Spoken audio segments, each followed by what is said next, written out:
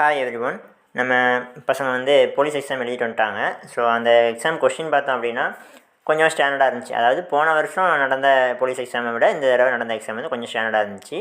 அதில் வந்து பார்த்திங்க அப்படின்னா டிஎன்பிஎஸ்சி ஆஸ்பிரண்ட் நினச்சா கூட 70க்கு 69 கேள்விகள் வந்து போட முடியாது. ஓகேங்களா? ஒரு யூபிஎஸ்சி ஆஸ்பிரண்ட் வந்து இந்த எக்ஸாமை எழுதியிருந்தாங்க அப்படின்னா தான் அந்த 70க்கு 69 மார்க்குன்றது அந்த கொஷின்ங்கிறது போட முடியும்.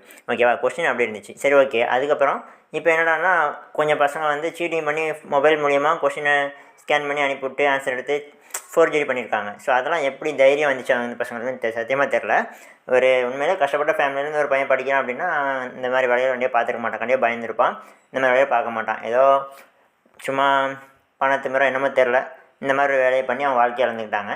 ஸோ அதெல்லாம் நீங்கள் வந்து மைண்ட் பண்ணிக்காதீங்க. கண்டிப்பாக யார் யார் பண்ணியிருக்காங்க கண்டிப்பாக எல்லாத்தையுமே பிடிச்சிருவாங்க. மேக்ஸிமம் நிறைய சென்டர்ஸில் வந்து கேமராஸ் இருக்கும். அதுபோக எப்படியும் இந்த வந்து அவங்கள கண்டுபிடிச்சி அவங்களோட விடைத்தாளை வந்து நீக்கிடுவாங்க. அதனால் நீங்கள் பயப்பட வேண்டாம். ஸோ நீங்கள் எக்ஸாம் எழுதியிருப்பீங்க, எத்தனை மார்க்கு வருதோ வந்துட்டு போகட்டும். நீங்கள் ஃபிசிக்கல் ப்ராக்டிஸ் பண்ணுறதை ஸ்டார்ட் பண்ணுங்கள். ஓகேவா? நல்லா எழுதியிருப்பீங்க, உங்களுக்கு தெரிஞ்சது அப்படின்னா.